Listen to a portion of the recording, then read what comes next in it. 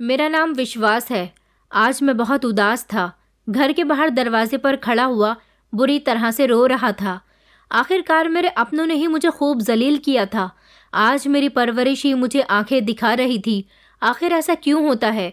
माता पिता अपने बच्चों के लिए, उनकी खुशी के लिए, उनकी ज़रूरतें पूरी करने के लिए क्या क्या नहीं करते।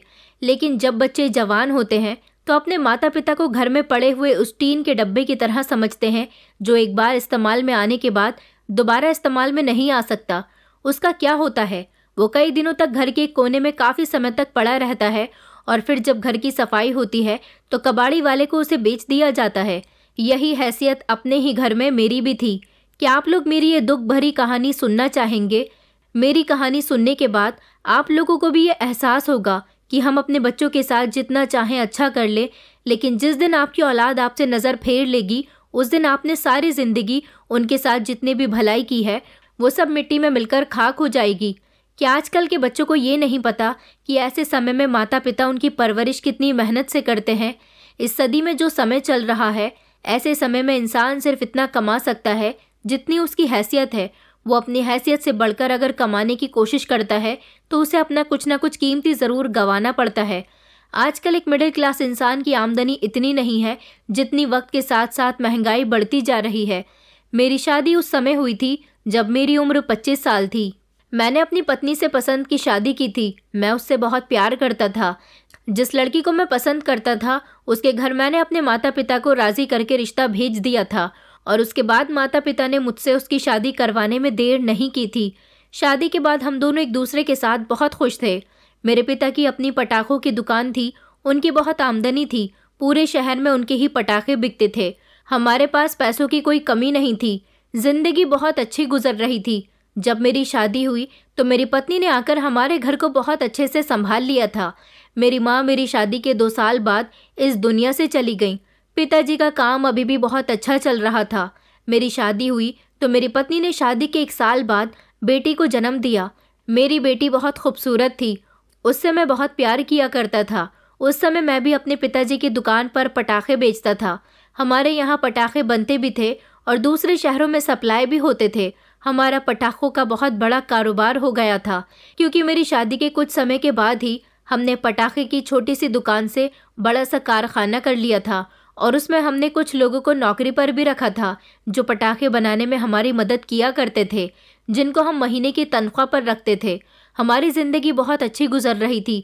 मेरी पहली बेटी जिसने घर में आने के बाद रौनक बिखेर दी थी। मेरी पत्नी उसे बहुत प्यार दिया करती थी। मेरे पिता उसे अपने घर की लाडली बनाकर रखते थे। जिंदगी में इतनी खुशियाँ थी कि ऐसा लगता था जैसे जो हो रहा है बहुत अच्छा हो रहा है और वक्त बस इसी तरह से चलता रहे। लेकिन वक्त कहाँ किसी का रहा है। वक्त तो हमेशा बदलता रहता है। कुछ साल खुशी के इसी तरह से गुजर गए। ये 5 साल मेरी ज़िंदगी के इतने हसीन साल गुजरे थे जिनमें मैंने अपनी पूरी ज़िंदगी एक साथ जी ली थी। मेरी बड़ी बेटी कंचन के होने के 2 साल बाद मेरी पत्नी ने एक और बेटी को जन्म दिया। उसका नाम हमने श्रुति रखा और फिर श्रुति के 2.5 साल के बाद मेरी पत्नी ने बेटे को जन्म दिया। बेटे का नाम हमने दीपक रखा था। हमारा परिवार पूरा हो चुका था। मेरे पिता बहुत खुश थे। उन्हें अपने परिवार से इतनी खुशियाँ मिल गई थी कि इस दौरान उन्हें कभी माँ की ज़्यादा याद नहीं आई थी। फिर एक वक्त ऐसा आया जब मेरे बच्चे छोटे थे। उनकी ज़िंदगी का ऐशो आराम अब ख़त्म होने वाला था। अब हम सब का बुरा समय पलटकर हमारे ही सामने आने वाला था। हम सब लोग रात को बड़े सुकून की नींद सोए थे क्योंकि दिन के समय मेरी बड़ी बेटी का बर्थडे था और हमने उसका बर्थडे बड़े अच्छे तरीके से एंजॉय किया था। मेरी बड़ी बेटी कंचन से घर के सब लोग ही बहुत प्यार करते थे क्योंकि वो घर की पहली बच्ची थी। वो पूरे 6 साल की हो चुकी थी। उसकी बर्थडे सेलिब्रेट करने के बाद हम लोग रात को थकार कर बिस्तर पर लेटकर बेफिक्रे की नींद सो गए थे। लेकिन सुबह के समय आने वाले एक फ़ोन कॉल ने हमारी पूरी ज़िंदगी को बदल कर रख दिया था। वो कॉल हमारे कारखाने में काम करने वाले अभिजीत की थी। अभिजीत हमारी फैक्ट्री का एक नौकर था। उसने रोते हुए बताया कि मालिक जल्दी से फैक्ट्री आ जाओ, यहाँ पर आग लग गई है। उस समय सुबह के 8 बज रहे थे। पापा ने मुझे ये बात बताई तो मैं भी घबरा गया था। हम दोनों बाप बेटे फौरन ही भागकर फैक्ट्री की तरफ गए। वहाँ जाने के बाद हमने देखा कि उधर तो बड़ी भीषण आग लगी हुई थी। जल्दी से फायर ब्रिगेड की टीम को बुलाया गया। सारा माल जलकर राख हो गया था। सारे पटाखों में आग लग गई थी। यहाँ तक कि आसपास की जगह पर भी काफ़ी नुकसान हुआ था। पटाखे उड़कर दुकान से निकले थे। सुबह का समय था, इसलिए रोड पर ज्यादा लोग नहीं थे, लेकिन जितने लोग थे उनको भी काफी नुकसान पहुंचा था। काफी सारे लोग तो घायल हुए थे। वहां काफी भीड़ लगी हुई थी। बहुत देर तक फायर ब्रिगेड ने भी आग बुझाने की कोशिश की, मगर आग थी कि बुझने का नाम ही नहीं ले रही थी। 2 घंटे बाद जब आग बुझी और सब कुछ शांत हुआ तो पता चला कि हमारी फैक्ट्री में मौजूद सारा ही सामान जलकर राख हो गया। हमारा बहुत नुकसान हुआ था। ये नुकसान मेरे पापा बर्दाश्त न कर सके। मेरे पापा की उसी समय तबीयत बिगड़ गई। उनको जोरदार हार्ट अटैक आया था। उनको अस्पताल में भर्ती कराया गया। इलाज के दौरान उनकी मौत हो गई। ये सदमा मेरे लिए बहुत बड़ा था। एक तो सब कुछ बर्बाद हो चुका था, दूसरी तरफ मेरे पापा भी इस दुनिया को छोड़कर चले गए। मैं तो अपना सर पकड़कर रोने बैठ गया था कि आखिर ये क्या हो गया। ऐसा तो मैंने सोचा भी नहीं था। वो फैक्ट्री हमारे लिए सब कुछ थी। उस फैक्ट्री से ही तो हम बाप बेटा अपना गुजारा करते थे। पटाखे की हमारी जानी मानी दुकान से हमने बड़ी सी फैक्ट्री खोली थी, जिसमें सिर्फ हम ही नहीं, हमसे ना जाने कितने लोग जुड़े हुए थे, जिनका बहुत नुकसान हुआ था। मगर जिन लोगों का नुकसान हुआ था, उनका नुकसान भी अब हमें ही पूरा करना था। मेरी समझ नहीं आ रहा था कि मैं क्या करूं। जिन लोगों को पटाखे सप्लाई करने का कॉन्ट्रैक्ट हमने लिया हुआ था, उनको हमें पैसे वापस करने थे या फिर उन्हें उसी की क्वांटिटी में पटाखे देने थे। कोई भी हमारी परेशानी समझने के लिए तैयार नहीं था। पिताजी की चिता की आग ठंडी हुई तो कर्जदार दरवाजे पर कुंडी बजाने लगे थे। जिंदगी बड़ी परेशानी भरी गुजर रही थी। मैं बहुत परेशान था। इसी दौरान मेरी पत्नी की भी तबीयत खराब रहने लगी और एक दिन वो चक्कर खाकर गिर गई थी। मैं बहुत परेशान हुआ था।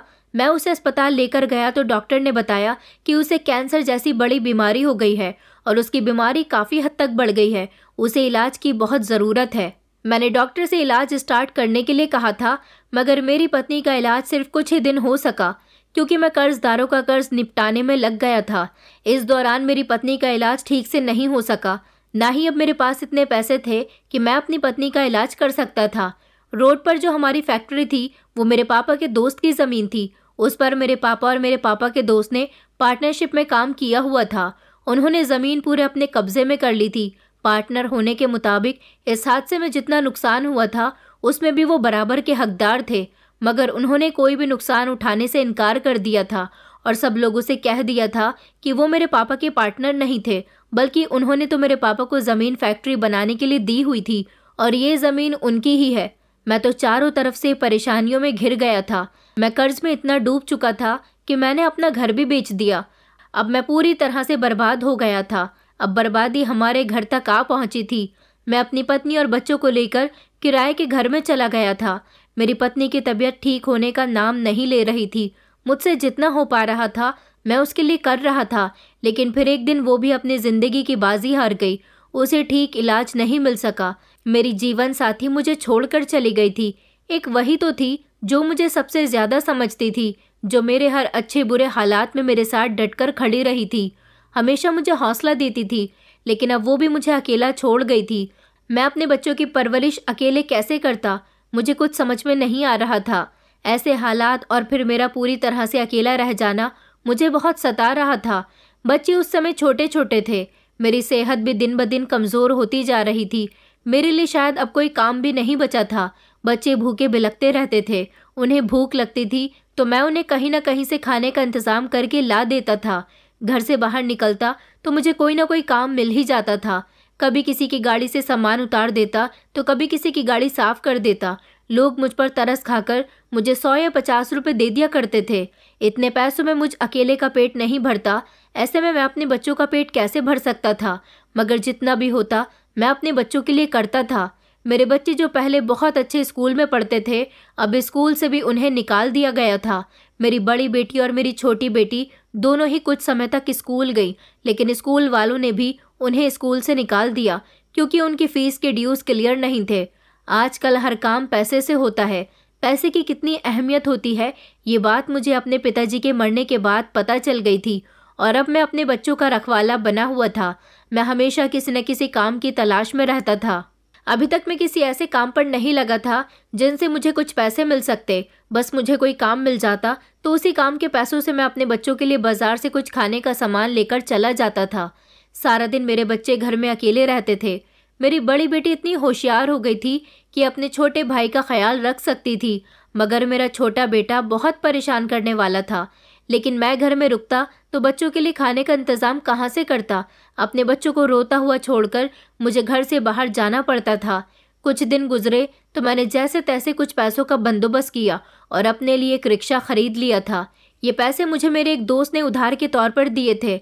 मैंने उससे वादा किया था कि मैं उसके पैसे जल्द ही चुका दूंगा। अब मैं रिक्शा चलाने लगा था। सारा दिन रिक्शा चलाता और जो पैसे मिलते वो सारे पैसे अपने घर लेकर जाता।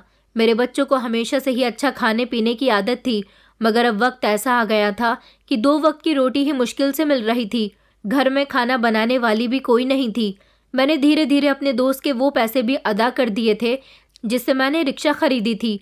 अचानक घर में परेशानियों का आ जाना और फिर ऐसी परेशानियों का आना जिनके बारे में आपको कभी कुछ पता भी ना हो और ना ही कभी उन परेशानियों से निकलने का कोई रास्ता नजर आ रहा हो। ऐसे समय में हमारा मन करता है कि हम सब कुछ छोड़कर इस दुनिया से ही चले जाएं। शायद हमारे जाने के बाद हमें परेशानियों से आज़ादी मिल जाएगी। अकेला इंसान तो शायद अपने आप को हर तरह से नुकसान पहुंचा सकता है, मगर जिसके आगे छोटे छोटे बच्चे हों वो तो बहुत मजबूर हो जाता है। वक्त इसी तरह से गुजरता जा रहा था और अब मेरे बच्चे बड़े होने लगे थे। मेरे बच्चे ये बात बहुत अच्छी तरह से जानते थे कि उनके पापा रिक्शा चलाते हैं और इसी रिक्शा की वजह से अभी तक हमारे घर का गुजारा हो रहा था। हम लोग किराए पर रहते थे। हर महीने मुझे किराया भी देना होता था। यही वजह थी कि इतनी मेहनत करने के बाद भी आधी रकम किराए में चली जाती थी, पर बाकी के पैसे बाजार से खाना लाने में खर्च हो जाते थे। धीरे धीरे मेरी बेटी बड़ी होने लगी। जब उसकी उम्र 11 साल हो गई तो उसने घर को बहुत अच्छे से संभाल लिया था, मगर मेरी बेटी को पढ़ने का बहुत शौक था। वो मुझसे कहती थी कि पापा मेरा स्कूल में एडमिशन करवा दो। ऐसी हालत में मैं उसका एडमिशन कैसे करवा सकता था। फिर एक दिन मैंने रास्ते से गुजरते समय देखा कि सरकारी स्कूल में बच्चे पढ़ने के लिए जा रहे थे। मैंने वहां जाकर अपनी बेटी की पढ़ाई की बात की तो उन्होंने कहा कि आपकी बेटी हमारे स्कूल में फ्री में पढ़ सकती है, आपको कोई पैसा नहीं देना होगा। मैंने कभी नहीं सोचा था कि मेरे बच्चे सरकारी स्कूल में जाएंगे, मगर वक्त और हालात हर इंसान को बदलकर रख देते हैं। मैंने अपनी बेटी से कहा कि मैंने तुम्हारे स्कूल में एडमिशन करवा दिया है। वो इस बात से बहुत खुश हो गई थी। उसी को देखकर छोटी बेटी को भी स्कूल जाने की चाह जागने लगी। फिर मैंने अपनी दोनों बेटियों का स्कूल में एडमिशन करवा दिया था, लेकिन अब बेटे का ध्यान कौन रखता। वो अभी छोटा था और स्कूल भी नहीं जा सकता था। मैं बड़ा परेशान था कि मैं क्या करूं। सुबह सवेरे मैं अपनी बेटियों को स्कूल छोड़ने के लिए चला जाता था, लेकिन दोपहर के समय उन्हें फ़ौरन ही घर लेकर आ जाता और उनसे कहता कि अब तुम अपने भाई का ध्यान रखो, मैं अपने काम पर जा रहा हूँ। रात को जब मैं घर वापस आता तो मेरी बेटियां कच्चा पक्का खाना ही बनाकर मुझे खिलाया करती थी, क्योंकि अब मेरी बड़ी बेटी कहती थी कि पापा मुझे खाना बनाने का बहुत शौक है, आप मुझे घर में ही सामान लाकर दे दो, मैं खुद खाना बना लिया करूँगी। इसलिए अब मैंने कंचन के कहने के मुताबिक बाजार से खाना लाना बंद कर दिया था। मुझे बहुत अच्छा लगता था। मेरी बेटी अपने छोटे छोटे हाथों से मेरे लिए खाना बनाया करती थी। मेरी बेटी के खाने में बहुत सारी कमियां होती थी, मगर मैंने कभी उसकी कमियों को जाहिर नहीं किया। इंसान तभी परफेक्ट बनता है जब उसको सराहा जाए, उसे लगे कि वो धीरे धीरे परफेक्ट बन रहा है। उसे थोड़ा और परफेक्ट बनने की ज़रूरत है, और अगर हम अपने बच्चों के कामों में कमियां निकालते रहेंगे तो तंग आकर वो उस काम को करना ही बंद कर देंगे। वक्त के साथ साथ मेरी बेटी जवान हो गई और एक बहुत अच्छी कुक भी बन गई थी। ये समय मैंने बड़ी परेशानी से गुजारा था। सारा दिन रिक्शा चलाता, रात को बदन बहुत दर्द करने लगता था।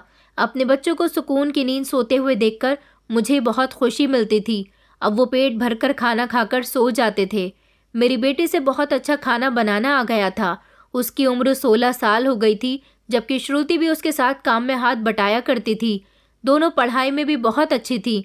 कंचन का इंटर कंप्लीट होने वाला था, जबकि श्रुति हाई स्कूल में पहुंच गई थी। मैंने दीपक का एडमिशन भी उसी स्कूल में करवा दिया था। बच्चे सरकारी स्कूल में पढ़े थे, मगर मेरे बच्चे बहुत टैलेंटेड थे, दिमाग के बहुत तेज थे, इसलिए उन्होंने पढ़ाई को बहुत ज़्यादा सीरियस लिया था। मेरा बेटा दीपक मुझे मेहनत करते हुए देखता तो बहुत खुश होता था। श्रुति और कंचन ने एक दिन मुझसे जिद की कि वो दोनों कहने लगीं कि पापा हम दोनों बहनें सिलाई सीखना चाहते हैं, हमें सिलाई सीखने का बहुत शौक है। हमारे स्कूल की एक टीचर है जो अपने घर पर लड़कियों को सिलाई सिखाती हैं। मैंने कहा कि बेटा तू सीख लो, मैंने तुम लोगों से कब मना किया। वो दोनों थोड़ी शांत हो गईं। उन्होंने कहा कि सिलाई सीखने के लिए पैसों की ज़रूरत है, हर महीने हमें उनको पैसे देने होंगे। मैंने जब बेटियों के चेहरे पर उदासी छाई हुई देखी तो मैंने उनको खुश करने की कोशिश की। मैंने कहा कि तुम्हें परेशान होने की ज़रूरत नहीं है, बताओ कितने पैसे, मैं तुम लोगों को दे दूंगा। कंचन कहने लगी, लेकिन पापा, हर महीने आपको घर का किराया भी तो देना होता है, और फिर बढ़ती हुई महंगाई के साथ साथ मकानदार ने किराया भी बढ़ा दिया है। लाइट और पानी का बिल भी हमें ही देना पड़ता है। ऐसे में एक और खर्च आप कैसे अफोर्ड करोगे? मैंने कहा, बचपन से लेकर अब तक तुम लोगों की सारी जिम्मेदारी मैंने ही तो उठाई है, अब आगे भी उठा लूँगा। मैंने कहा था कि तुम लोग कल से वहाँ जाना शुरू करो, मैं पैसे दे दूँगा। मेरी बेटियाँ बहुत खुश हो गई थीं। दीपक को मैंने स्कूल भेजने के साथ साथ ट्यूशन पर भी लगा दिया था, क्योंकि श्रुति और कंचन के मुकाबले वो पढ़ाई में थोड़ा कमज़ोर था। मेरी दोनों बेटियां सिलाई सेंटर सिलाई सीखने के लिए जाने लगी थीं। मैं दिन में जितने पैसे कमाया करता था वो सारे ही पैसे एक गुल्लक में डाल दिया करता था। कई साल हो गए थे, मेरे कपड़े बहुत ख़राब हो रहे थे। मुझे तो ये भी याद नहीं था कि आखिरी समय मैंने अपने लिए कपड़े कब खरीदे थे। सर्दी होती तो मेरे पास पहनने के लिए स्वेटर तक नहीं था, और कड़कती सर्दी में ही मैं रिक्शा चलाता। मुझे बहुत ठंड लगती थी, मगर मैंने कभी भी अपनी तकलीफ़ या अपनी कोई परेशानी अपने बच्चों के सामने जाहिर नहीं की, क्योंकि मेरे बच्चों को मेरी फ़िक्र होने लगती थी। मुझे हमेशा अपने बच्चों की इतनी फ़िक्र रहती थी कि जब भी सर्दियाँ आती मैं अपने तीनों बच्चों के लिए फ़िक्र से स्वेटर ज़रूर लेकर आता था। अगर मेरा कोई बच्चा बीमार हो जाता तो मुझे बहुत परेशानी होती थी, इसलिए मैं अपने बच्चों का बेहद ख्याल रखता था। मैं नहीं चाहता था कि मेरे बच्चों को किसी तरह की कोई परेशानी हो। आखिर ये बच्चे मेरे पास मेरी पत्नी की आखिरी निशानी थे। जब कभी मैं उदास बैठा होता तो मुझे अपनी ज़िंदगी के वो सुहाने दिन बहुत याद आते थे, जब मेरे पापा जिंदा थे और जब मुझे कभी ज़िंदगी की कोई फ़िक्र ही नहीं थी।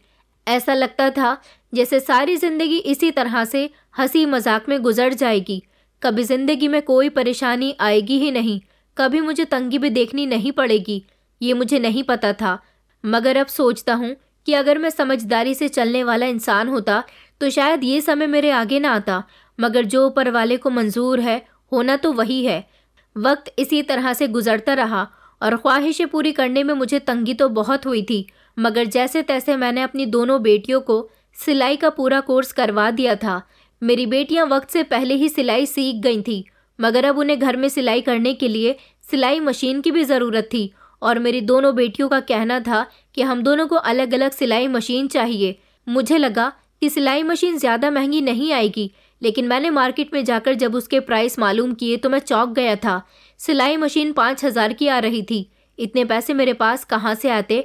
मैं तो कुछ 400-500 रुपये रोज़ कमाया करता था, उसमें भी 100 खर्च होते थे। मेरी समझ नहीं आ रहा था कि मैं क्या करूं। बेटियां मुझसे ज़िद करने लगी कि सिलाई सीखी है तो घर में सिलाई मशीन से कपड़े सीकर ही उनकी प्रैक्टिस होगी और तभी वो आसपास के लोगों के भी कपड़े सी सकेंगी। मेरी बेटियां बिल्कुल ठीक कह रही थी। उधर दीपक के ट्यूशन वाले टीचर बार बार मुझसे पैसों की ज़िद कर रहे थे। पहले ही उन पर 3 महीने के पैसे चढ़ गए थे। समझ नहीं आ रहा था कि मैं क्या करूं। एक दिन मैंने फिर से अपने दोस्त से कुछ पैसे उधार मांगे। उसने कहा कि मेरे पास इतने पैसे नहीं है और मैं तुम्हें इतने पैसे नहीं दे सकूंगा। मैंने कहा कि मैं धीरे धीरे तुम्हारे सारे पैसे चुका दूंगा, मगर वो किसी बड़ी परेशानी में फंसा हुआ था। उस समय उसे भी पैसों की सख्त ज़रूरत थी। ऐसी कंडीशन में वो मेरी मदद नहीं कर सका। उसने मुझे बताया था कि तुम अगर दिन में रिक्शा चलाते हो तो रात को नाइट ड्यूटी कर लिया करो, वहाँ भी तुम्हें ज़्यादा पैसे मिल जाएंगे। मैंने कहा बताओ नाइट ड्यूटी कहाँ करनी है? तो उसने मुझे एक बड़े से बंगले के बारे में बताया था और उसने कहा था कि वहाँ जाकर तुम मालिक से बात कर लेना। उस मालिक को नाइट ड्यूटी करने के लिए किसी हट्टे कट्टे सिक्योरिटी गार्ड की ज़रूरत है। तुम तो हट्टे कट्टे हो, वहाँ तुम्हें आसानी से नौकरी मिल जाएगी और मालिक को अगर तुम्हारा काम पसंद आया तो वो तुम्हें दिन की शिफ्ट में भी रख लेंगे। मैंने कहा कि नहीं, मैं दिन में वहाँ नौकरी नहीं करूँगा, रात में ही नाइट ड्यूटी के लिए चला जाऊँगा। मैं उसी समय उसके बताए हुए एड्रेस पर चला गया था। वहाँ मेरी मुलाकात मालिक से हुई। मालिक ने कहा क्या तुम सारी रात यहाँ पर नाइट ड्यूटी कर सकते हो? क्योंकि वो आउट एरिया था, जंगलों की तरफ वो बंगला बना हुआ था। ज़्यादातर वो बंगला खाली था। मालिक को इस बात का डर था कि कहीं उस बंगले में रात के अंधेरे में कोई घुस ना जाए, इसलिए वो पहरेदार के तौर पर सिक्योरिटी गार्ड की तलाश कर रहे थे। उन्होंने कहा कि यहाँ हर कोई नौकरी नहीं कर सकता, क्योंकि रात के समय यहाँ जंगली जानवर आने का भी खतरा रहता है और चोर उचक्कों का भी डर रहता है। मैंने कहा मगर यहाँ तो आसपास कोई घर नहीं है। वो कहने लगे कि तुम उन लोगों को नहीं जानते जो चोरी करके भागने के बाद छुपने के लिए जगह ढूंढते हैं। तुम सोच लो, तुम्हें यहाँ पर नौकरी करनी है तो मैं तुम्हें अच्छे खासे पैसे दूंगा। मुझे क्या सोच विचार करना था। बच्चों की खातिर मैंने कभी किसी बात की परवाह नहीं की थी, इसीलिए मैंने खुशी खुशी उस नौकरी के लिए हाँ कर दी। लेकिन पहले मैंने बंगले के मालिक से 10,000 रुपये एडवांस पकड़ लिए थे। सबसे पहले मैंने तो अपनी दोनों बेटियों को सिलाई मशीन लाकर दी। मेरी बेटियां खुश हो गई थी, उन्होंने अपना काम चालू कर लिया था, मगर वो हैरान थी कि एक ही दिन में 2-2 सिलाई मशीन का बंदोबस्त कहाँ से करके लाया। मैंने उनको कुछ नहीं बताया था। जब रात का समय हुआ तो मैं घर से नाइट ड्यूटी करने के लिए निकलने लगा। मेरे तीनों बच्चे पूछने लगे कि पापा आप कहाँ जा रहे हो। मैंने उनसे कहा कि मुझे एक नई नौकरी मिली है, मैं सुबह तक वापस आ जाऊंगा, तुम लोग घर का दरवाज़ा अच्छे से बंद कर लेना। फिर मैं यहाँ इस बंगले में पहरा देने के लिए आ गया था। यहाँ पर मुझे बहुत डर लग रहा था, मगर मैं क्या करता। यहाँ बैठे बैठे मुझे अपनी पुरानी ज़िंदगी बहुत याद आती थी और उसी को याद करते करते सारी रात गुजर गई। वक्त इसी तरह से गुजरता जा रहा था। अब तो मेरा बेटा दीपक भी जवान हो गया था। मेरे बेटे का इंटर कंप्लीट हो गया था। मैंने कहा बेटा, मैं तुम्हें अच्छे स्कूल में तो नहीं पढ़ा सका, मगर मैंने तुम्हें ट्यूशन दिलवाया। मैं चाहता हूँ कि अब तुम भी कोई नौकरी करने लगो। अब तुम बड़े हो गए हो, तुम्हारी बहनें भी जवान हो रही हैं, एक दिन उनकी भी शादी करनी है। दीपक ने उस दिन मुझे बड़ा करारा जवाब दिया था। उसके जवाब ने मेरे दिल पर एक अजीब सा जख्म डाल दिया था। उसने कहा था कि पापा मैं अभी बच्चा हूँ, मेरी अभी खेलने कूदने की उम्र है, मैं कोई नौकरी नहीं करना चाहता। सारी जिंदगी भी आपने हमें मेहनत मजदूरी करके खिलाया पिलाया है, आगे भी इसी तरह से करते रहिए। जब मेरा नौकरी पर जाने का मन करेगा तब मैं चला जाऊंगा। दीपक की बात सुनकर मैं खामोश हो गया था। वो बस सारा दिन अपने दोस्तों के साथ आवारागर्दी करता फिरता था। उसे इस बात की फिक्र ही नहीं थी कि उसके पिता सारा दिन रिक्शा चलाता है और रात को नाइट ड्यूटी करता है। जवान बेटा अपने पिता का दायां हाथ होता है, मगर मेरे बेटे को तो कोई फिक्र ही नहीं थी। हाँ, लेकिन श्रुति और कंचन धीरे धीरे कामयाब होती जा रही थी। उन्होंने लोगों के कपड़े सिलने शुरू कर दिए थे और मेरी बेटियों के हाथ के सिले हुए कपड़े आस पड़ोस के लोगों को इतने पसंद आते थे कि सभी लोग मेरी बेटियों से ही अपने कपड़े सिलवाया करते थे। श्रुति और कंचन से हर तरह की ही सिलाई आ गई थी। वो घर में बैठे बैठे अच्छे खासे पैसे कमाने लगी थी। यहाँ तक कि उन्होंने कॉलेज में भी एडमिशन ले लिया था और वो अपनी पढ़ाई प्राइवेट ही पूरी कर रही थी। अपनी फीस का खर्चा भी वो खुद ही उठाया करती थी। घर के काम भी अच्छे से देख लिया करती थी और खाना भी बहुत टेस्टी बनाया करती थी। मुझे अपने घर में अब एक अजीब तरह का ही सुकून महसूस होता था। मेरी बेटियां मेरा सहारा बन गई थी। मेरे दिल से अब थोड़ा बोझ कम हो गया था, लेकिन मैं दीपक की तरफ से बहुत परेशान रहता था। वो मेरा कोई कहना नहीं मानता था। शायद मैं अपनी मेहनत मजदूरी में इतना बिजी हो गया था कि मैंने अपने जवान होते बेटे पर ध्यान देने की कोशिश ही नहीं की। ये नहीं सोचा कि वो लड़कों के साथ रहकर बिगड़ भी सकता है। लोग अब मुझसे मेरे बेटे की शिकायतें करने लगे थे कि तुम्हारा बेटा सिगरेट पीता है। हमने उसे कई बार गुटखा खाते हुए भी देखा है। मैंने अपने बेटे को कई बार डांटा, मगर वो जवान खून था, अपने पिता की डांट को अपनी बेइज्जती समझता था। उधर मैं अपनी जान पर खेलकर अभी भी दिन रात मेहनत मजदूरी कर रहा था।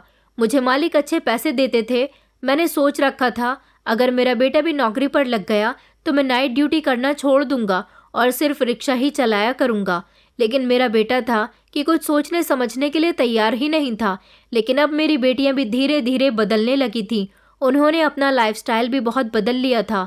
वो लोग अपनी मर्जी के कपड़े बनाती और खूब डिज़ाइनर कपड़े पहनती थी। आजकल के माहौल में उन्होंने खुद को ढाल लिया था। वो बहुत खुश रहती थी। वक्त के साथ साथ उन्होंने घर को भी एक बुटीक का रूप दे दिया था, जहां लोग उनसे महंगी कीमत में कपड़े सिलवाने के लिए आया करते थे। बड़े बड़े अमीर घर की औरतें भी उनसे कपड़े सिलवाती थी। यहाँ तक कि मेरी दोनों बेटियों ने एक कंपनी से कांटेक्ट कर लिया था, जिनका एक बड़ा ब्रांड था। वो उसी कंपनी के कपड़े सिलने लगी थी। दिन रात मेरी बेटियां इतनी मेहनत करती थी कि उन्होंने अपनी मेहनत की कमाई से काफ़ी कुछ कर दिखाया था। अभी हम लोग किराए के घर में ही रह रहे थे।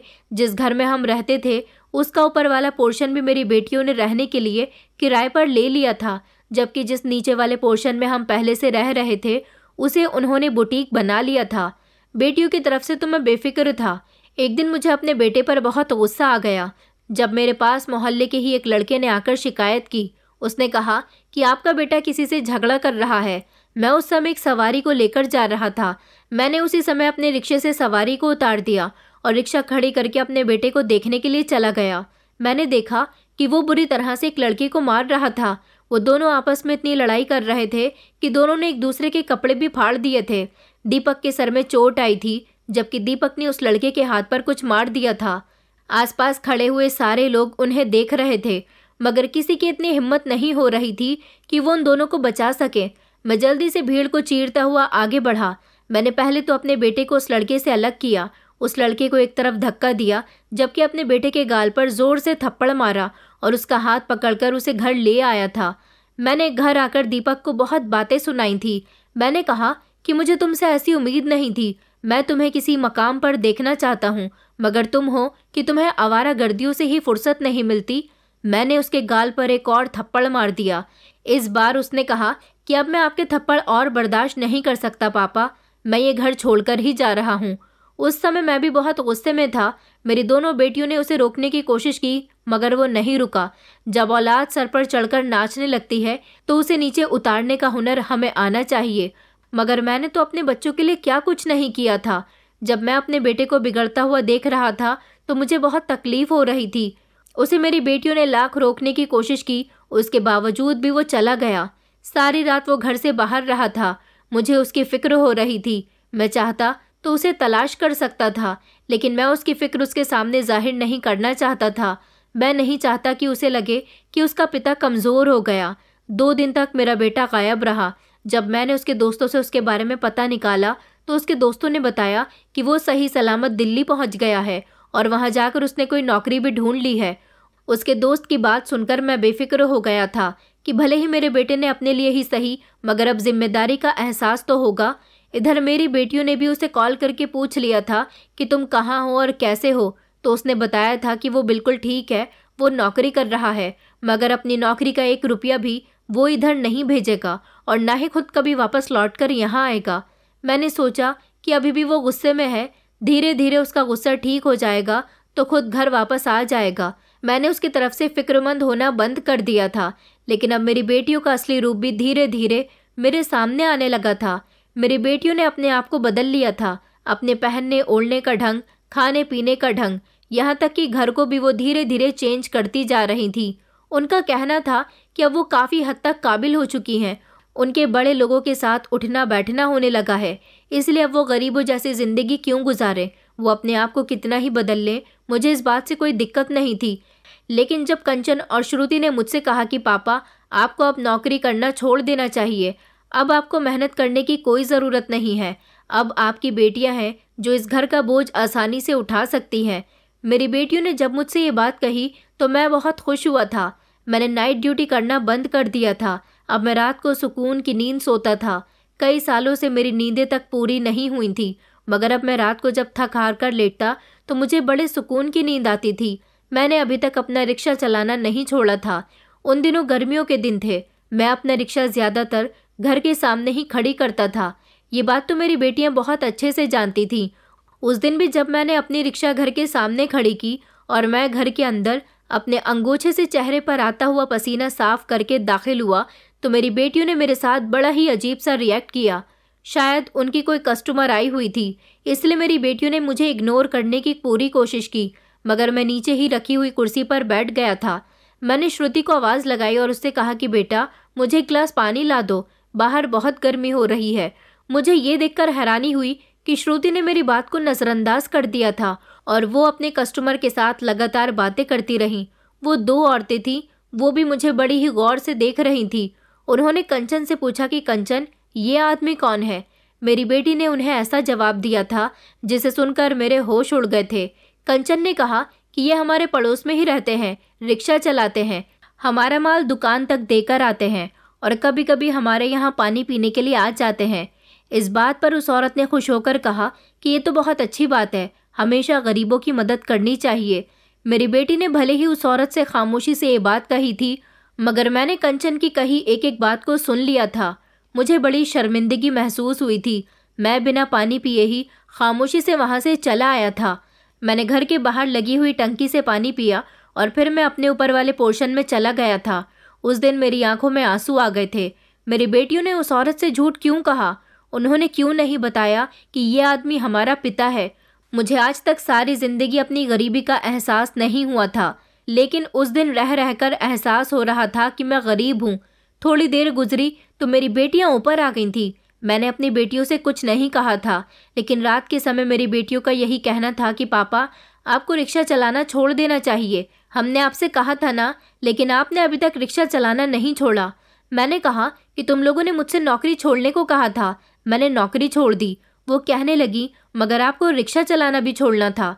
मैंने कहा कि मैं ऐसा नहीं करूँगा। तो श्रुति कहने लगी कि पापा, क्यों आप ऐसा क्यों नहीं करोगे? हम हैं ना इस घर को चलाने के लिए। हम मेहनत करते हैं तो जहाँ हम अपना गुजारा करते हैं आपका भी कर लिया करेंगे। श्रुति की बात सुनकर मैंने आंखें फैलाकर उसे देखा था कि आज मेरी ही औलाद इस तरह की बातें कर रही थी। मैंने कहा कि बेटा, मुझे ऐसा क्यों लगता है कि तुम दोनों उम्र से भी ज़्यादा बड़ी हो गई हो। आखिर तुम लोग कहना क्या चाहती हो? मैं रिक्शा चलाना छोड़ दूँ? मैं रिक्शा चलाना कभी नहीं छोड़ूंगा। तुम दोनों पराए घर की हो, एक दिन तुम्हारी शादी हो जाएगी, दोनों इस घर से चली जाओगी, और तुम्हारा भाई, वो भी एक नंबर का निकम्मा है, उससे भी मुझे किसी अच्छे की उम्मीद नहीं है। इस रिक्शा ने मेरा बहुत साथ दिया, इसी को चला चलाकर मैंने अपना और तुम्हारा पेट पाला है। ये मेरी रोजी रोटी है, मैं इस रिक्शा को नहीं बेचूंगा। तुम जब यहाँ से चली जाओगी तब भी ये मेरा सहारा बनेगा। तुम्हारे जाने के बाद भला मैं किसके आगे हाथ फैलाऊंगा? और फिर मुझे तुम लोगों की शादियां भी तो करनी है, तुम्हारी शादियों के इंतज़ाम करके रखने होंगे। मेरी इस बात पर कंचन कहने लगी कि आपको हमारी शादी का इंतज़ाम करने की कोई ज़रूरत नहीं है, हम अपनी शादी का इंतज़ाम खुद कर लेंगे। हम इतना कमाने लगे हैं कि हमने धीरे धीरे अपना जेवर जोड़ना शुरू कर दिया। मैंने कहा कि बेटा, तुम लोग सच में बहुत समझदार हो। हमारे ज़माने में लड़कियों की शादियाँ उनके माता पिता किया करते थे, उनके दहेज की और जेवर की फिक्र उनके माता पिता को होती थी। मगर चलो अच्छी बात है। कंचन कहने लगी, तो फिर आप रिक्शा चलाना कब बंद कर रहे हो? मैंने कहा, मैं तुम लोगों की बात नहीं मानूंगा। आखिर तुम्हें मेरी रिक्शा से क्या प्रॉब्लम है? श्रुति कहने लगी कि जी पापा, हमें बहुत बड़ी प्रॉब्लम है। आपकी हालत इतनी ख़राब होती है, आप ठीक से कपड़े भी नहीं पहनते। हमारे बुटीक में अमीर अमीर घर की औरतें और लड़कियां आती हैं, उन लोगों को पता चलेगा कि आप हमारे पापा हो तो हमारी कितनी इंसल्ट होगी उनके सामने। कोई यही कहेगा कि तुम लोग इतनी स्मार्ट हो और तुम्हारा अच्छा खासा बड़ा बुटीक है, तुम्हारा पिता अभी भी रिक्शा चलाता है। अब उन्हें कौन बताए कि हमारे पापा तो हमारे रेपुटेशन के बारे में सोचते ही नहीं हैं। हमें बहुत शर्मिंदगी का सामना करना पड़ता है अपने कस्टमर्स के सामने, और आप हर रोज़ दोपहर के समय सामने ही रिक्शा लगा देते हो। ऊपर से आपकी हालत भी इतनी ख़राब होती है कि कोई भी देखकर आपको नहीं कह सकता कि आप हमारे पापा हो। आज अपने बच्चों को इस तरह से अपनी आंखों के सामने बोलते हुए देखकर मेरे दिल पे छुरियां चल रही थी। मन कर रहा था कि ये सब देखने से पहले मेरी जान क्यों नहीं चली गई। अच्छा हुआ मेरी पत्नी इस दुनिया से पहले ही चली गई। ऐसे समय में अगर वो जिंदा होती और अपनी बेटियों को इस तरह की बातें करते हुए देख रही होती तो वो बेचारी जीते जी मर जाती। मैंने अपनी बेटियों को कोई जवाब नहीं दिया था, मगर मेरे दिल को बहुत ठेस पहुंची थी। मैंने अपनी आदतें बिल्कुल नहीं बदली थी, लेकिन मेरी बेटियां इतनी हद तक बदल गई थी जितनी मुझे उनसे उम्मीद भी नहीं थी। उनकी कमाई अब काफ़ी हद तक ज़्यादा होने लगी थी। दिन रात वो सिलाई करती रहती थी। उनका बुटीक कितना अच्छा चल रहा था कि उन्हें अब वर्कर्स की भी ज़रूरत पड़ने लगी थी। इसलिए उन्होंने अपने बुटीक में काम करने के लिए अब 2-3 लड़कियों को भी नौकरी पर रख लिया था। पैसे कमा कमा कर उन्होंने अपनी बुटीक में कपड़े सिलने वाली हर तरह की मशीनें भी रख ली थी। उन्होंने आसपास की अमीर लड़कियों को अपनी दोस्त भी बना लिया था, और वह मोहल्ले में सबको बताया करती थी कि वो कितना पैसा कमाने लगी हैं। यहाँ तक कि अपनी शादी के लिए उन्होंने जेवर इकट्ठा करना शुरू कर दिया। उनका मानना था कि ऐसा अगर वो कहेंगी तो उनके लिए अच्छे घर से रिश्ते आएंगे। अपनी बेटियों को दौलत के लालच में इतना उछलता हुआ देखकर मुझे सुकून नहीं मिला था। उनकी आंखों पर दौलत की पट्टी बंध गई थी, तभी तो उन्हें अपना पिता भी नज़र नहीं आ रहा था। अब तो वो सारा दिन काम में इस तरह लगी रहती थी कि मेरा घर में आना जाना भी उन्हें बहुत बुरा लगता था। वो मुझे वक्त पर खाना भी नहीं देती थी। एक दिन एक लड़की ने मुझे मेरे ही घर के एड्रेस पर जाने के लिए कहा। उन्होंने जब मेरी बेटियों के बुटीक का नाम बताया तो मैंने उसे बड़े गर्व से बताया कि वो मेरी बेटियों का बुटीक है। आइए, मैं आपको अपनी रिक्शा में बैठाकर वहाँ छोड़ देता हूँ। वो मेरी रिक्शा में बैठ गई। वो लड़की आदत की बहुत अच्छी थी। सारे रास्ते वो मुझसे बातें करते हुए आई। उसे मुझसे बात करके बहुत खुशी मिली थी। उस लड़की को मैंने अपने घर के दरवाजे पर छोड़ दिया था। दोपहर का समय हो रहा था। मैंने सोचा कुछ देर घर में आराम भी कर लूँगा। वो लड़की बुटीक के अंदर चली गई, जबकि मैं अपने ऊपर वाले पोर्शन में चला गया था। थोड़ी ही देर गुजरी थी कि मेरी बेटियां अपना मुंह बनाते हुए ऊपर आईं और कहने लगीं कि पापा, आखिर ये क्या हरकत है। मैंने उन्हें चौंक कर देखा और कहा कि कौन सी हरकत, कैसी हरकत, क्या हो गया। उन्होंने कहा कि आज आपकी वजह से हमारी बहुत इंसल्ट हुई है। आज जो लड़की यहाँ आपके रिक्शा में हमारे बुटीक आई थी, उसके सामने हमारे बहुत अमीर कस्टमर बैठे हुए थे। उसने वहाँ सब लोगों के सामने कहा कि मैं तुम्हारे पापा के रिक्शा में आई हूँ, तुम्हारे पापा बहुत अच्छे हैं, तुम लोगों को अपने पापा का ख्याल रखना चाहिए। आपको क्या लगता है कि हम आपका ख्याल नहीं रखते? अरे हम भी तो यही चाहते हैं कि आप अपना रिक्शा चलाना छोड़ दो और घर में बैठो। हम इस घर को चलाने के लिए काफ़ी हैं, मगर आपको हमारी बात समझ ही नहीं आती। बस आप दुनिया वालों के सामने हमें जलील करवाना चाहते हो। मेरी बेटियां मुझ पर ऐसे भड़क रही थी जैसे मैंने कुछ गलत कर दिया हो। मैं अपनी सफाई पेश करने लगा, तभी श्रुति ने कहा कि पापा, अब तो ये आप इस घर में रहोगे या फिर हम लोग इस घर में रहेंगे। अपनी मनमानियों की वजह से आप दीपक को भी घर से निकाल चुके हो, वो अभी तक यहाँ नहीं आया, और अब आप क्या चाहते हो कि हम भी इस घर से चले जाएं? तो हम भी इस घर से चले जाएंगे, आप यहाँ पर अकेले ही रहना। मैंने कहा कि ये तुम लोग क्या कह रही हो? मैंने कभी तुम लोगों का बुरा नहीं चाहा। अगर बुरा चाहना होता तो सारी जिंदगी तुम लोगों के लिए इतनी मेहनत न करता, और तुम आज जिस मकाम पर आने के बाद अपने पिता के सामने खड़े होकर बोल रही हो, शायद आज तुम्हारी यह हैसियत ना होती। वो दोनों कहने लगी कि आपने हमारे लिए कुछ इतना भी स्पेशल नहीं किया। दुनिया के माता पिता अपने बच्चों के लिए मेहनत मजदूरी करते ही हैं। उसकी बात पर कंचन कहने लगी कि पापा, श्रुति ठीक कह रही है, हम इस घर में अब नहीं रहेंगे, हम दूसरा घर रेंट पर ले लेंगे और वहाँ अपना बुटीक भी खोल लेंगे, यहाँ पर आप रहो। मैंने कहा कि रुको बेटा, तुम्हें यहाँ से जाने की कोई ज़रूरत नहीं है। मैंने तुम लोगों के लिए कुछ नहीं किया ना, मैं तुम्हारी बात कभी नहीं मान सकता। अभी तुम लोगों की ये हाल है तो बाद में तुम लोग मेरे साथ ना जाने क्या करोगे।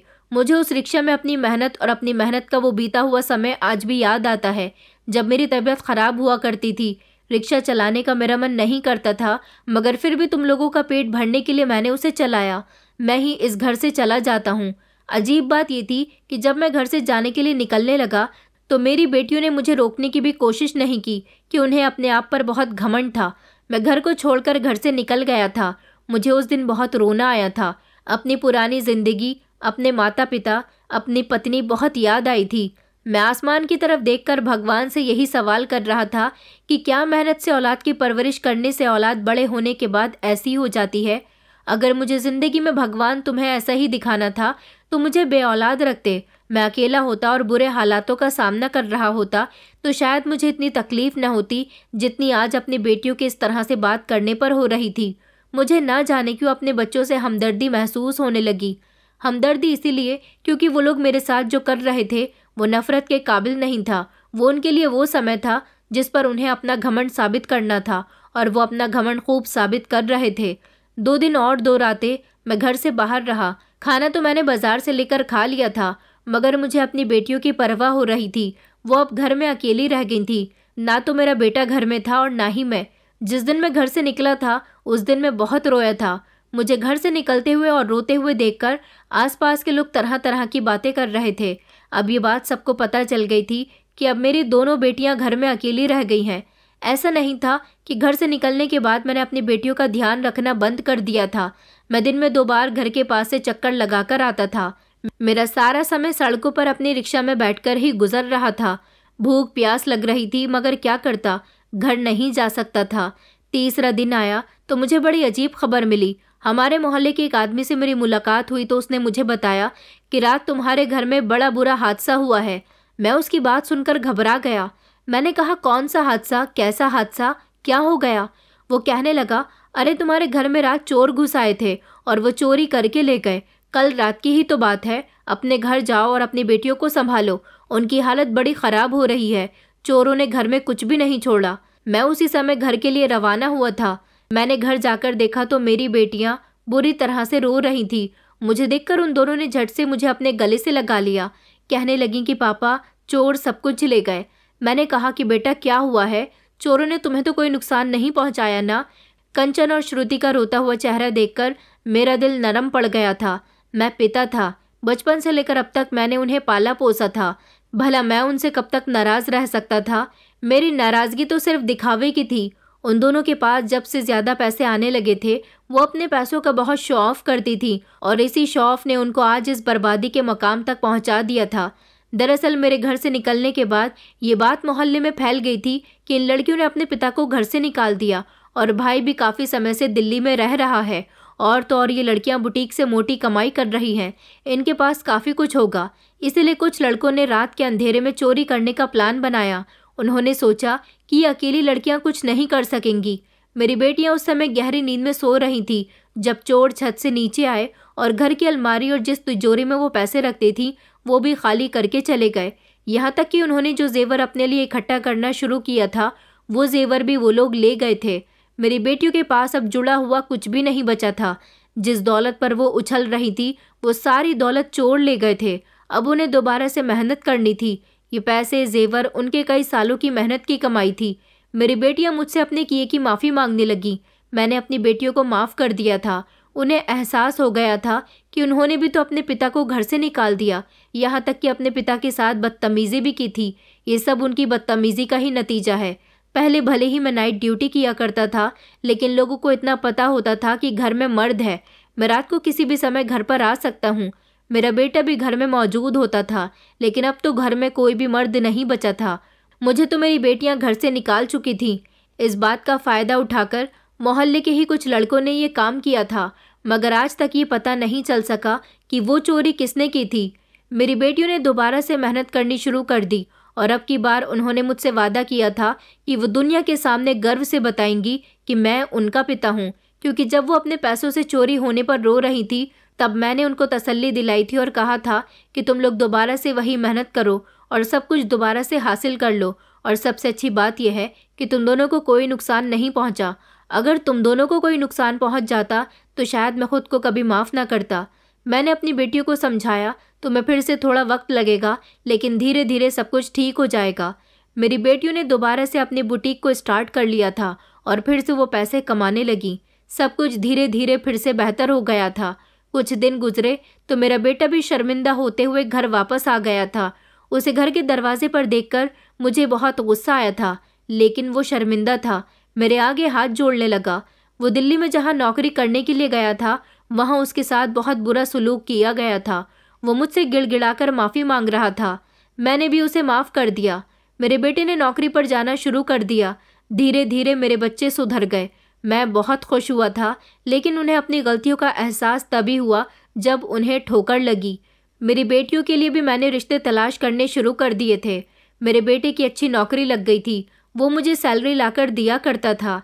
अब वो काफ़ी हद तक सुधर गया था, क्योंकि उसे लगता था कि घर से दूर जाकर वो अपनी मर्जी चला सकता है, मगर माता पिता ही अपने बच्चों के ऊपर नज़र रखते हैं, उनको हर तरह की मुसीबतों से बचाने की कोशिश करते हैं। मेरे बेटे को ऐसा लगता था वो बड़ा हो गया है तो वो हर मुसीबत से अकेला ही भिड़ जाएगा, मगर जिस जगह वो जाकर फंस गया था वहाँ से वो बड़ी मुश्किल से निकल कर आया था।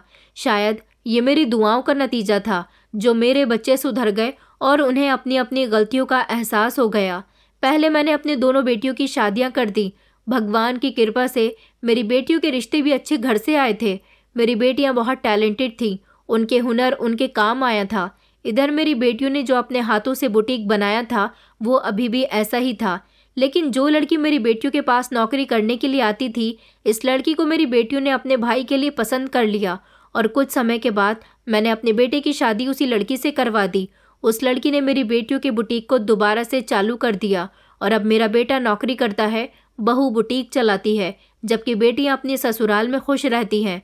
मेरा बेटा चाहता है कि अब मैं कोई काम ना करूं। उसने कहा है कि अब आपकी बहू और आपका बेटा है घर चलाने के लिए, मैं सब कुछ ठीक कर दूंगा।